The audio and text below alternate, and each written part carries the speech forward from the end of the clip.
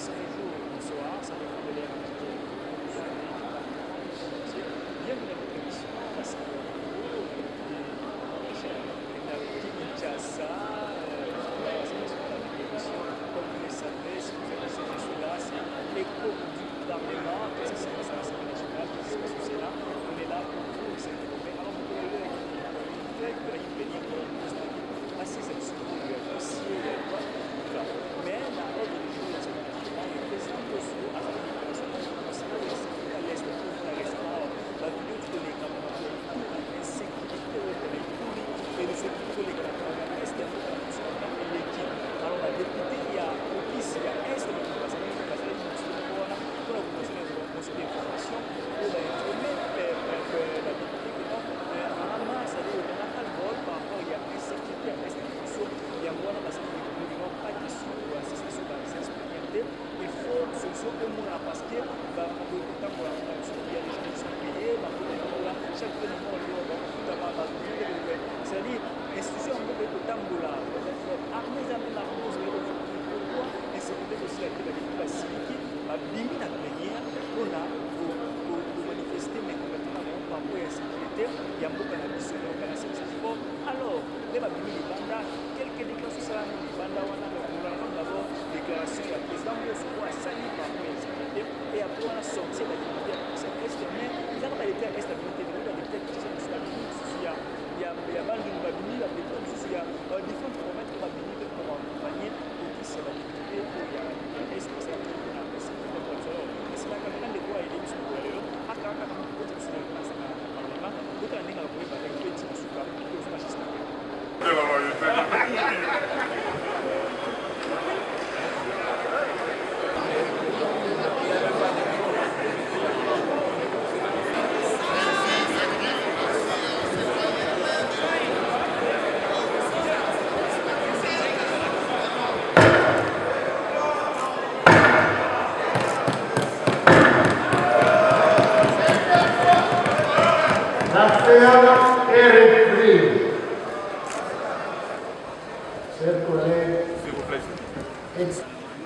spécialement celle de la Commission électorale nationale indépendante en Suisse. Honorables députés, chers collègues, en ce qui concerne la situation sécuritaire à l'est de la République démocratique du Congo, la paix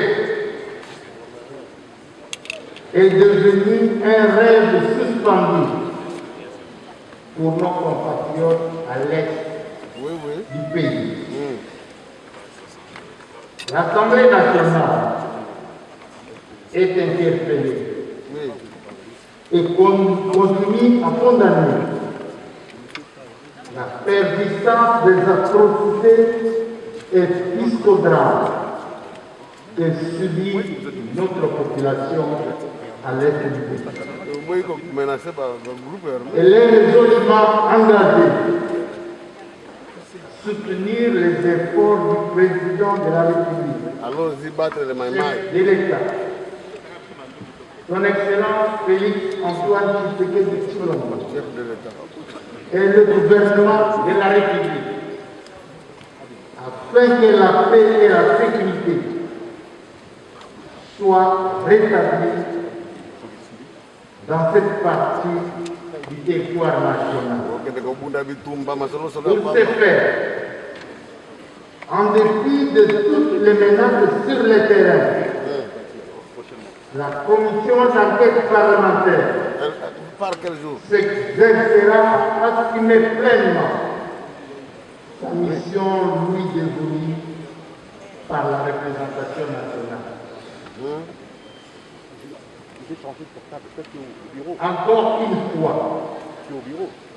nous réitérons notre demande incessante à la communauté internationale et aux hommes de bonne volonté d'aider la République démocratique du Congo à éradiquer les groupes armés terroristes étrangers et locaux qui continuent à semer la terreur et la désolation sur notre pays. Et par les CPE. C'est aussi l'occasion pour nous de demander à tous les partenaires de notre pays de trouver des lieux d'asile alternatifs aux étrangers accueillis de bonne foi par la République démocratique du Congo sur son territoire et qui par la suite se sont transformés en bourreaux pour notre peuple. Nous aussi. La MONUSCO, dont certains éléments sous les casques bleus ont versé les flancs ici au Congo. Il ne faut pas que ce sang versé sur notre territoire ne soit pour rien.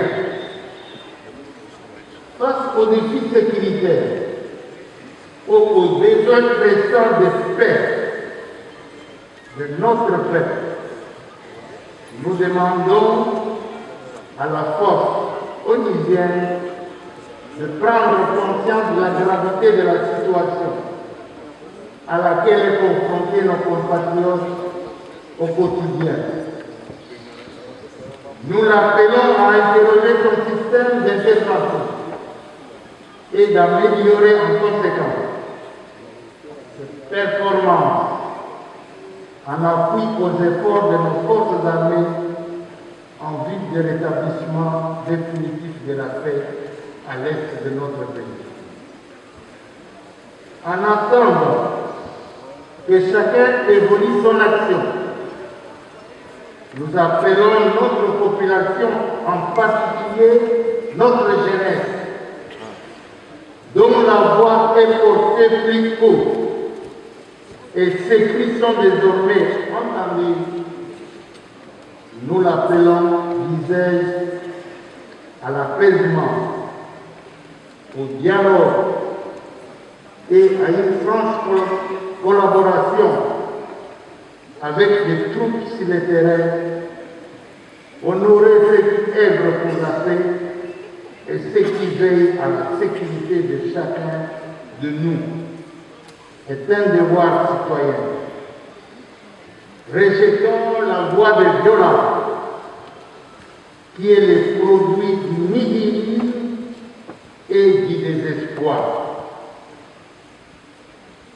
C'est avec votre appui sincère et notre loyal accompagnement que le président de la République, chef de l'État, son Excellence Félix-Antoine Tshisekedi Tshilombo, pourra venir à bout de ces groupes d'armées terroristes qui envahissent notre pays et notre pays.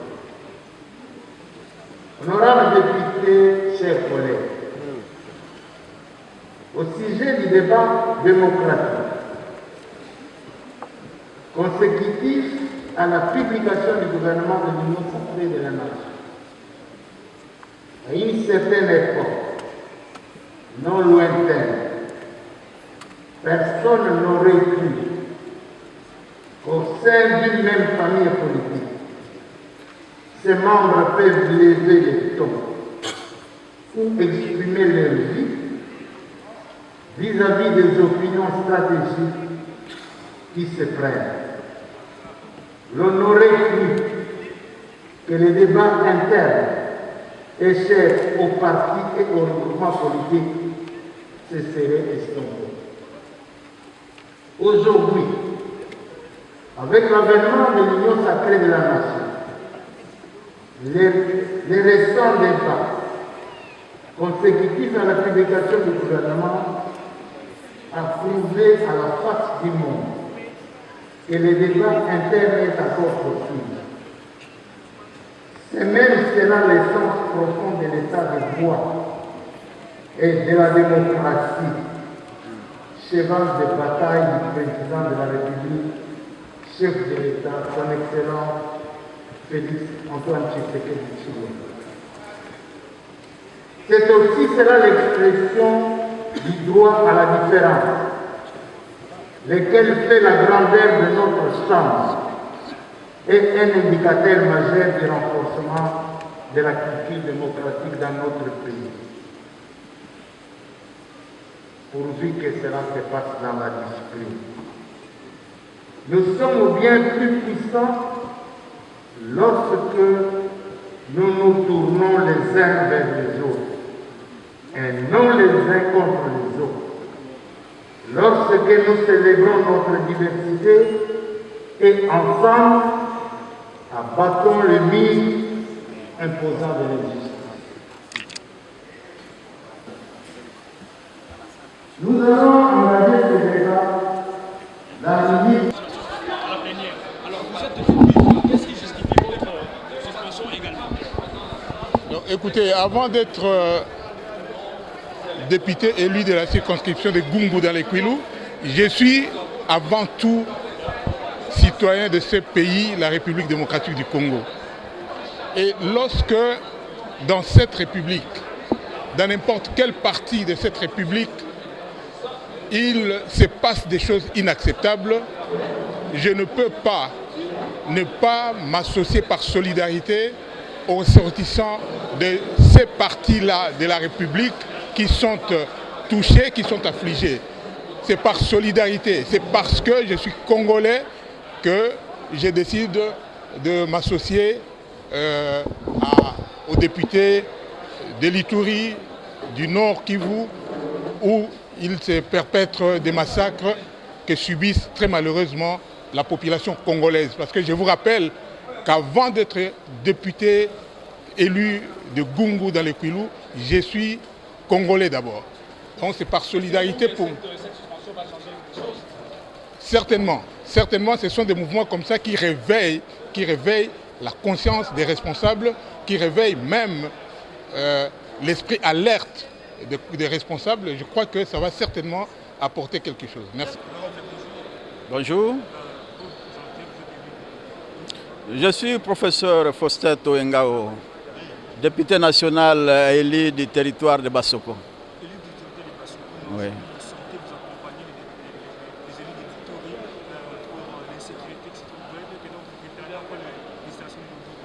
Non, nous n'accompagnons pas. Nous sommes concernés. Ce qui se passe en Ituri, c'est ce qui se passe dans l'espace Grand Oriental.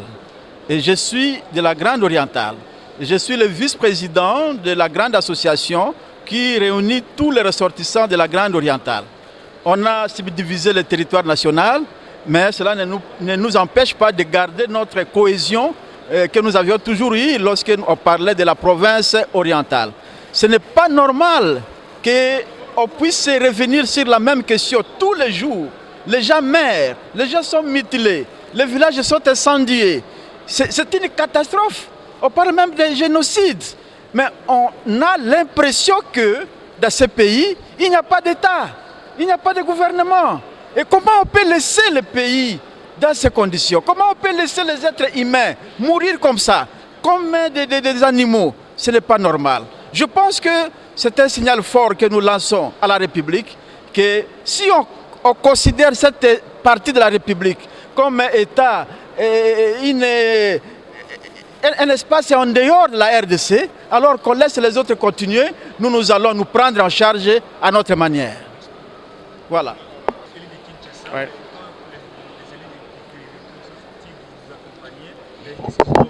Mais parce que cette affaire d'Ituri, cette affaire de l'Est du pays, concerne tous les Congolais. Je me sens concerné, je suis un Congolais de sang.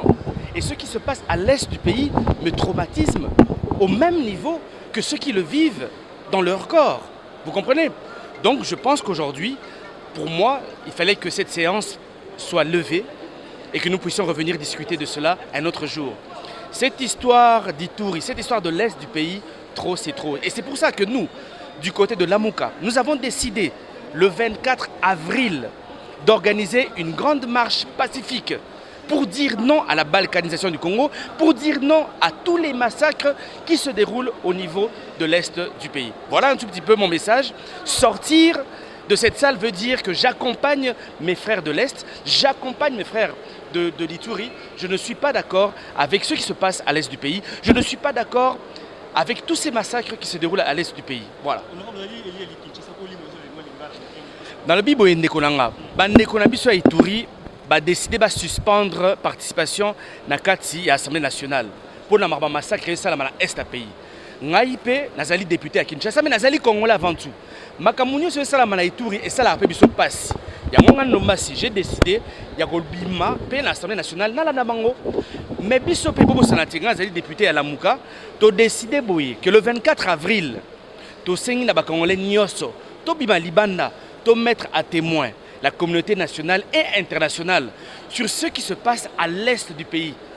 Tokoki ko continuer nengonate baboma ba congolais comme bangulu le kola banyama et puis biso député to vanda calmement à niveau de l'Assemblée nationale. Non, trop c'est trop. Eshima, votre magazine qui bat au rythme de l'actualité. Une réponse à vos besoins en information, un éclairage dans divers domaines. Impartial, documenté, instructif. Eshima au cœur de l'info. Retrouvez la nouvelle édition. Exclusivité. Estache Mouandi, ministre d'État, ministre des Ressources hydrauliques, relève le défi de la libéralisation du secteur de l'électricité. Des actions concrètes. Cap sur la libéralisation de l'électricité. Installation des mandataires ARE et ANSER. Fonds Mwinda qui permettra de fournir de l'énergie électrique propre à 15 millions des Congolais. Signature contrat B-Box. Plusieurs protocoles d'accord signés dans le cadre de la mise en application de la loi sur l'électricité. Les avancées enregistrées dans les secteurs des ressources hydrauliques et électricité grâce à la vision du ministre d'État Estache Mouandi représentent un acquis indispensable qui balise le chemin vers l'effectivité de l'amélioration du taux de desserte en eau potable et en électricité. Focus. Payer l'impôt est un devoir civique. Le directeur général de la DGI, Barnabé Mwakadi, sensibilise les assujettis. Dossier Eshima, les épidémies les plus dévastatrices de l'histoire. Nation, le ministre d'État Ribens Mikindo met en valeur les blocs pétroliers et gaziers de la RDC afin de transformer les potentialités en hydrocarbures en véritable richesse. Élection 2023, le compte à rebours de la Senco. À lire également les portraits de Kelly Kounté, journaliste chevronné. Économie, budget 2021, moins ambitieux, plus réaliste. Culture, les tabous de l'inceste. Retrouvez l'intégralité du magazine Eshima dans les kiosques. Eshima Magazine, un nouveau standard d'information.